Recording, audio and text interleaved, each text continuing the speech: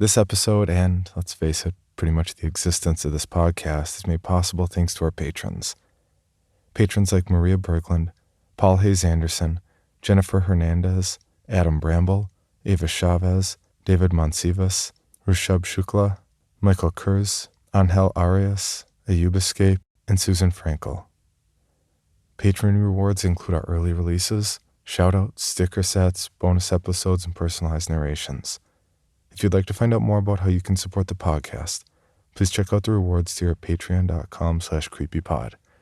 Thanks so much for listening and supporting us.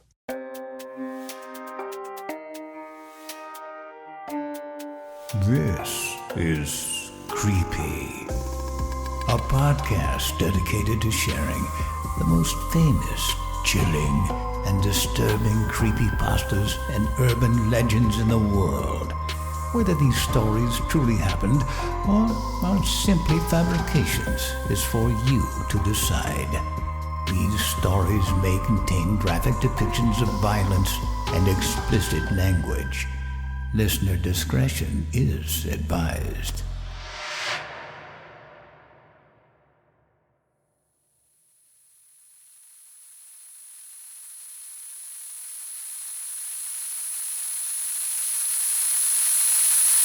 Creepy presents Static. Credited to Nykolliboo on creepypasta.com and narrated by Heather Thomas.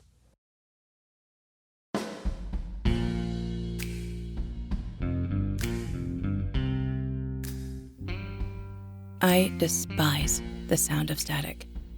The vast emptiness of its white noise is heavily unsettling to me. Ever since I was a child, hearing it is synonymous with hearing the toll of death's bell. This is because every time I've heard it, something horrific has happened in its stead. When I was 7 or 8, my boombox suddenly stopped playing music and began emitting that scratchy hiss. I had to hold my hands over my ears before shutting it off. An hour later, we got the call that my uncle had been in a terrible car accident. He didn't survive. A flatbed that had been driving in front of him, transporting large sheets of glass, had swerved, and one of the sheets flew through my uncle's windshield. He'd been decapitated, dying instantly. 6 months later, I was perusing around the market with my mother. While she occupied herself in the produce aisle, I strayed toward the large television at the front of the store. At the time, it was playing Barney and Friends. I hadn't seen it in a while, and having still been a child at the time, it was one of my favorite shows. A couple of other children joined me, and all of us happily stared at that giant purple dinosaur for what seemed like hours. Out of nowhere, the show suddenly stopped, and all it left was a peppery blanket of static. The other children merely slinked away, disappointed that the television seemed to have broken. I, however, clamped my hands over my ears and rushed around the store trying to find my mother. I thrust my hand into hers when I found her at the checkout. She looked down and smiled, but her smile faltered into concern when she saw my look of discontent. I did not want to go home. I had a sudden fear of the answering machine. What would it say? The incident with my uncle left an impact.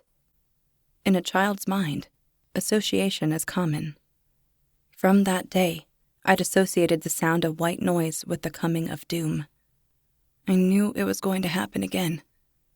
I was right.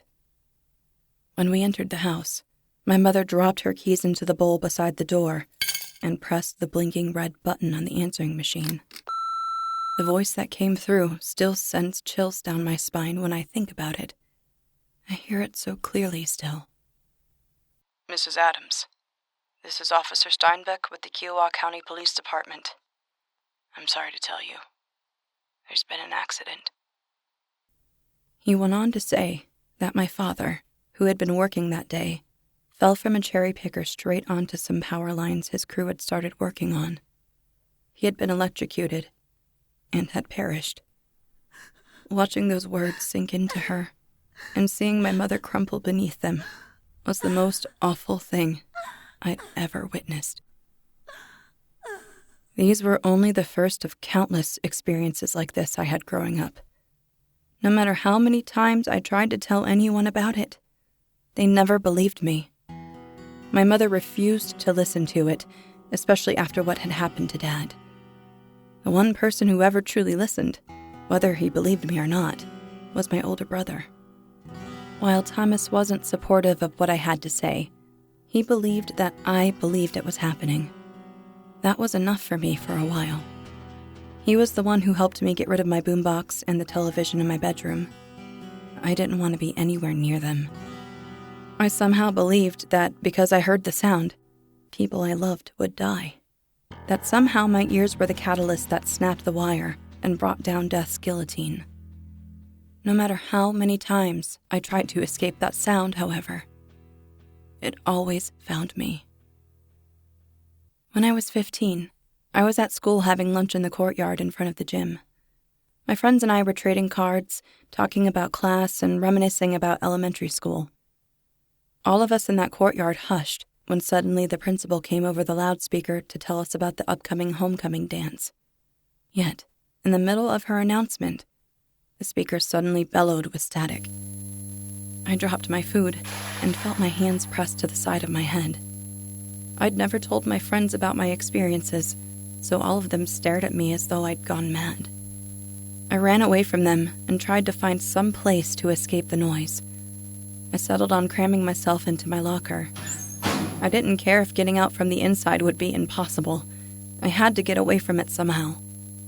My arms and legs began to cramp from the lack of space after a while.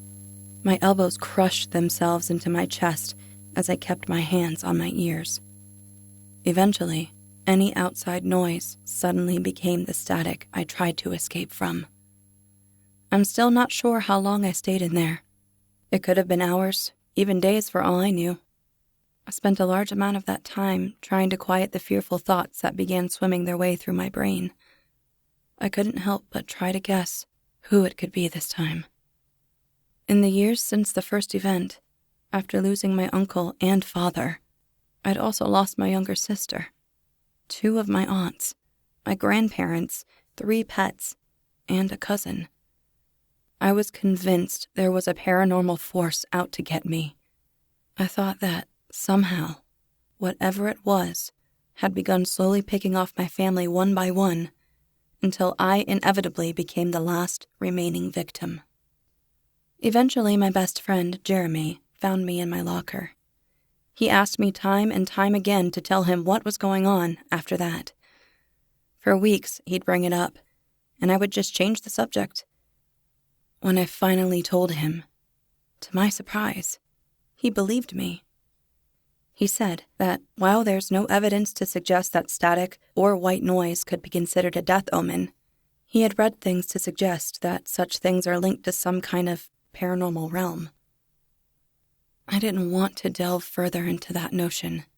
If anything, it only made things worse. When I got home that day, I found my mother crumpled on the couch, crying heavily into one of the decorative pillows. I didn't even need to ask. I knew something had happened. I always knew. The only piece of the puzzle I wanted to find was who had gone this time, and in what horrible way. That time, it was my infant cousin, who had been born only a few short months before that day. Crib death, they called it. Whatever it was to the outside world, it tore my aunt and uncle to pieces. They were the only extended family left after that. At least until 5 months later, when I heard it again. That time, it was so loud and so grating on my bones that I nearly passed out. Just an hour later, we got a call telling us that both my aunt and uncle had committed suicide. They were found in their bed. Both of them had cut their wrists and held hands as they bled out on their white cotton sheets. My mother couldn't handle it. We were the only family we had left. Just me, my brother, and herself. That was it. I remember my mother being practically catatonic for weeks after that phone call. She didn't leave the house. Often, we'd find her sitting on the couch, mindlessly flipping through old family albums. Her hands would summon a mind of their own and casually tossed each page aside every few seconds. She barely even glanced at them before moving forward. Every day that went by, I tried desperately to avoid anything electronic. I even convinced Thomas to move the televisions from the living room and Mother's room to the garage.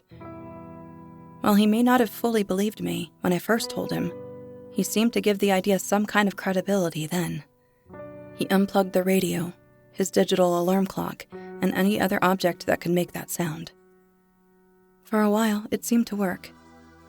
6 years passed without another incident. I began to believe that whatever it was had been satiated with the blood of everyone it took from us, and had moved on. At 21, I finally began to rest easy. Mom had eventually come back to herself and didn't even seem to notice the absence of the electronics in the house. She took to reading again, and even sewing. Thomas had moved out the year before I did into his own apartment across town. He'd promised to avoid getting a television or a radio, and settled for a tablet for his entertainment. He promised to make sure to turn it off after every hour of use, and leave it for a while, so it wouldn't somehow suddenly break. I refused to move out for some time. I became so protective of my mother that I felt my leaving would somehow prompt this thing to come back for us. We three were all we had left after so many years of decapitations, electrocutions, suicides, crib deaths, murders, maulings, car accidents, surgical accidents, accidental falls, impalements, heart attacks, accidental shootings, wild dog attacks, drownings, and work-related dismemberments. I became very aware of every object around us in those final months. While the static had been silenced for a long time, I still became convinced that death was simply quietly perched on the mantle of our home, waiting for its moment to strike. Like a venomous serpent coiled and poised before its prey, I imagined its eyes on us as we moved about our daily lives. I never did tell my mom about any of it. I didn't want to upset her more than she'd already been in the past 13 or 14 years. Losing my father had been hard enough on her, but to lose so many others after that, and in the most gory, unsettling ways. To give her some hocus-pocus story about a sound following us and killing the people we cared about would probably drive her to the breaking point. That is, if she even believed me. Or perhaps having that kind of explanation would have calmed her. I would never know. I finally agreed to move out when she thrust college applications and apartment listings at me. She told me it made her sad to think that I was spending my life looking after her instead of living it. I couldn't help it. I agreed with her. All I wanted was to do right by her, so I agreed and found my own place a week or so after that. Jeremy and I decided to get it together. He agreed not to bring any electronics. He never stopped believing me after finding me in that locker so many years before. Living together was a breeze. We both had steady jobs, paid our bills on time, made compromises, and bought our own food, but we still shared with one another. That year, things were perfect. We even fell in love with one another after a while. We became a couple, much to the happiness of our parents who had watched us grow up together.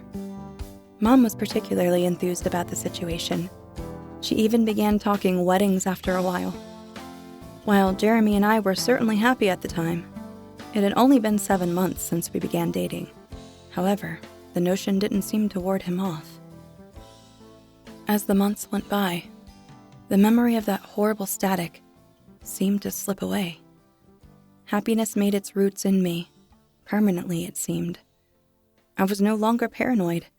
I still didn't want to get a television or a radio, but I no longer felt like walking past the electronics section of the local Walmart would set off any booby traps. I slept easier.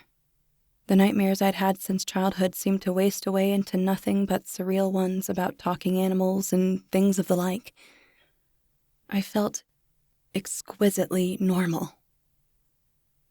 A year and a half after Jeremy and I began dating, he proposed to me. I, overjoyed and ecstatic, accepted. My mother and Thomas were overjoyed, as were Jeremy's parents. After so long of having a 3-person family, we were expanding. Jeremy had 3 older siblings, 2 of whom had already married and had children. His parents were model in-laws. They adored me and welcomed me into the family long before then, when Jeremy and I met in kindergarten. His siblings were already like family to me, too. In fact, his 2 older sisters were my bridesmaids. His brother and Thomas were his groomsmen. The wedding was delightful.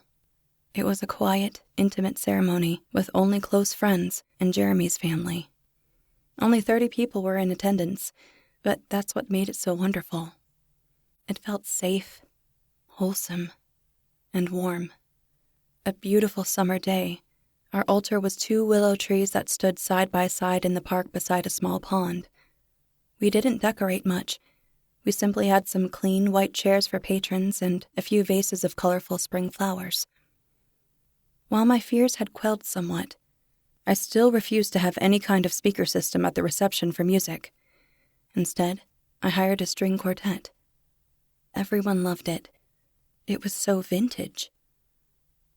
I will never forget that day. It will always be the brightest light in the ebony void that was my life beforehand. But all good things must come to an end.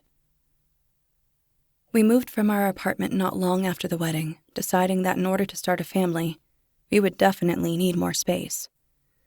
The most generous wedding gift we'd gotten was a $25,000 check from Jeremy's uncle, who played the stock market.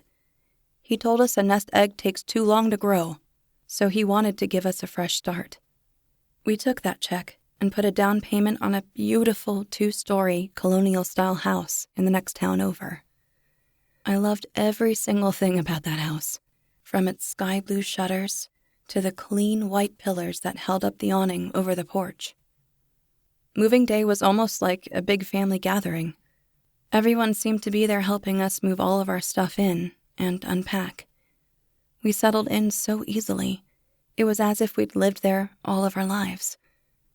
At the end of the day, Jeremy's sister Lillian sat with us on our porch while her 2 kids played in the front yard. She told us that she'd gotten us a special housewarming present earlier that week and that it would be arriving within the next few days. Both Jeremy and I were overwhelmed. We'd already been given the money to get our own home, but she wouldn't take no for an answer. When it came, I was alone, making sure that every surface in the house was clean and filled with our own clutter and knickknacks. I heard the doorbell, answered, and signed for a very large box. I dragged it in and realized that the shape of the box resembled the kind that TVs are generally delivered in. I remember staring at it for a while, debating with myself about opening it. Those old twinges of anxiety played drums in my stomach and brain while I walked circles around the box, running my hand on the taped seams. I called Jeremy and told him what Lillian had sent us. He was a little angry at first. He'd told Lillian that I was old-fashioned and didn't believe in having a TV, explaining away why we never had one. But in my head, whatever had happened before had ceased, and that maybe it was time to let it all go. I felt ready to set everything aside and grow up. I was 25 then. It seemed appropriate that I let all of the superstitions, fears, and paranoia slip from my hands and fall away. Before he got home, I unloaded the TV from its box, moved the coffee table against the wall in front of the couch, and carefully lifted the television onto it. For a long time, I sat on the couch and stared at it, willing myself to plug it in and watch something. If anything, just to give myself that final push into peace of mind. Jeremy came home while I was contemplating this. He watched me for a little while before plugging it in himself. I remember feeling my body jump a little off the couch cushion when he turned it on. All that met us was a bright blue screen with the letters AUX in the top right-hand corner. Nothing was attached to it, We didn't even have a disc player or a satellite service. Both of us chuckled at this. We finally had one, and we couldn't even use it. For a few months, that's how it remained. This giant black box merely sat in our living room, eerily catching our reflections when we walked past or sat down to read. We'd become so used to being unplugged that it was merely an ornament in our home for a long time. Eventually, I agreed that Jeremy could purchase a radio. I never even listened to the radio in our car. It had been years since I really listened to music on anything but an iPod. I never feared the static from one of those. I was never sure why. I felt that perhaps if we'd taken the step to get a TV, that a radio wouldn't be so bad. When he brought it home, I felt no sense of unease. This, to me, meant that I was really moving on. I remember listening to music with him on it that first night, dancing around our living room without a care in the world. We seemed to float away on it, losing ourselves in the plunky, up-tempo melody of some current top 40 hit. Out of nowhere, there it was. That horrid, itchy, sporadic, menacing white noise. The endless void of millions of screams all rolled into one insane loop. I don't know who got to it first, since both of us launched at it the moment it began to emit that gut-twisting noise. Both of our hands laid on that off switch for a long time as we tried to catch our breath. I immediately went into a rant, telling Jeremy to take it back and never ask for one again. I told him to get rid of the TV, too.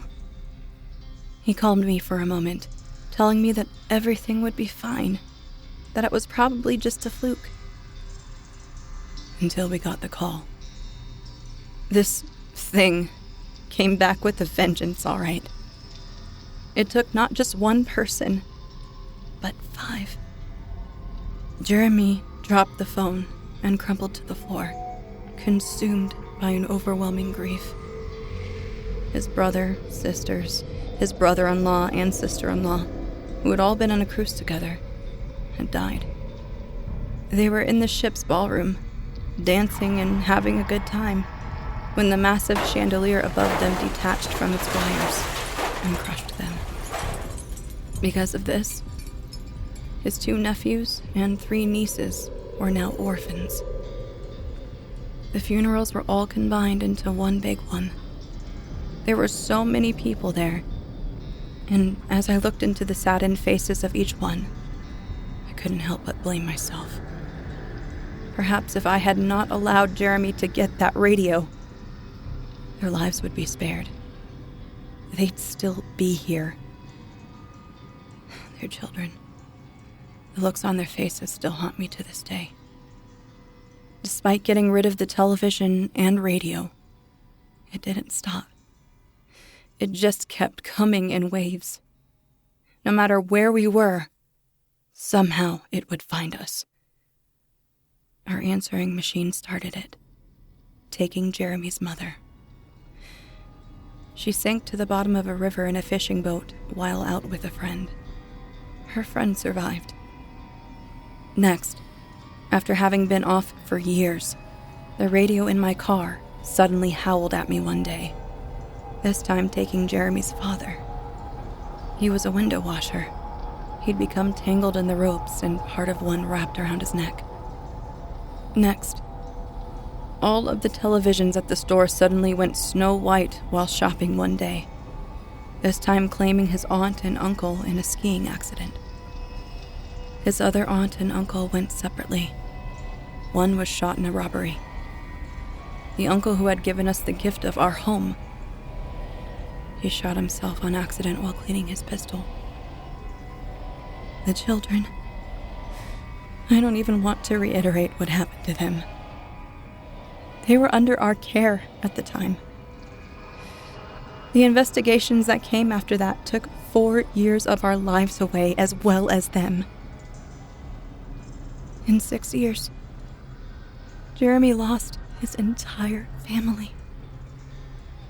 He wasn't able to handle it. One day, I heard it from some guy's boombox in the park. That was the day my Jeremy took his own life Finding him was agony. I will never be able to get rid of the sight of his body lolling back and forth at the top of the stairs. I cannot erase cutting him down, desperately trying to resuscitate him, or watching the EMT zip up the body bag and roll him away from me. Finally, it took the only 2 people I had left. 7 months after Jeremy committed suicide, I moved back in with my mother.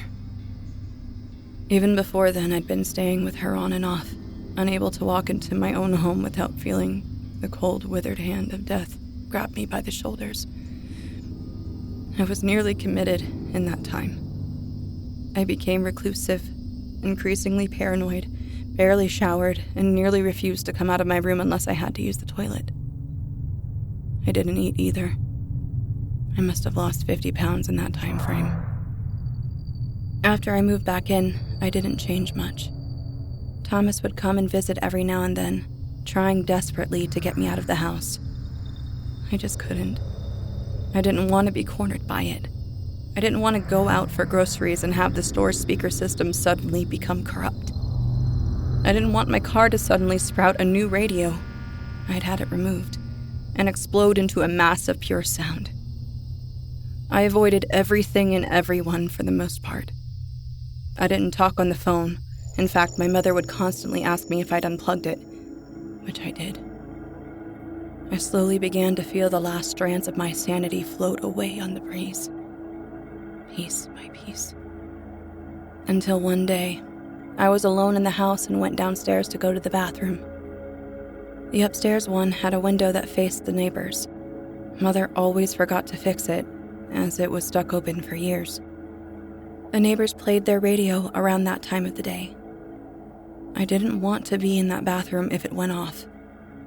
The downstairs bathroom had no window, so it felt safer. As I sat there, feeling the cold porcelain of the seat press into my legs, I heard it. I panicked, pants wrapped at my ankles, shimmying around on that damn thing trying to find the source. When I found it, I cursed. Mom had gotten a shower radio that stuck to the wall on those little rubber suction cups, and it was screeching at me, echoing off the tiled walls like the sound of a banshee's cry. I fell forward, my feet tangling in my jeans as I tried to reach it. I scrambled up and ripped it from the wall, slamming it to the floor under my foot. It just kept going. I felt I was about to snap. I continued to stomp on it until, of its own fruition, it ceased. I stood there staring at it, feeling my bones trembling beneath my flesh. I flew from the bathroom and found my cell phone. When I dialed my mother's number, all I heard was that horrid static. Same with Thomas. I began bawling, screaming through my sobs at it to stop and to leave us be. Amid my screaming, my phone began to ring. I stared at the number on my caller ID, knowing full well what it was. I thought perhaps if I ignored it, it would go away. That they'd be all right. I tried to rationalize that maybe the answering of the call was what really killed them, and not the white noise. Against my better judgment, I answered. While crossing the road from the market with the groceries they'd gone to get for dinner, the brakes of a semi-truck had failed. It hit them straight on, obliterating them.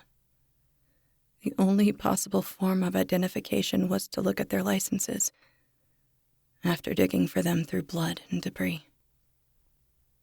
There was barely enough of both of them for a cremation. I had their ashes combined with my father's and laid to rest in this grave.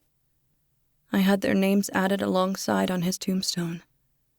At this point, I was the only one left alive to attend the funeral. The pastor spewed his usual garbage about release from this life and ascension into heaven. How could there be such a place when all I knew then was a never-ending plane of hell? I couldn't bring myself to believe that my many loved ones were in some fluffy, cloud-laden paradise when all of them died in such horrific ways. The graveyard around me has become a family plot at this point. So many of those gravestones had the names of people I'd once laughed with, people I'd once cried with, shared a home with, shared a bed with. And I was left alone. I couldn't understand why. Why did this thing want me to suffer?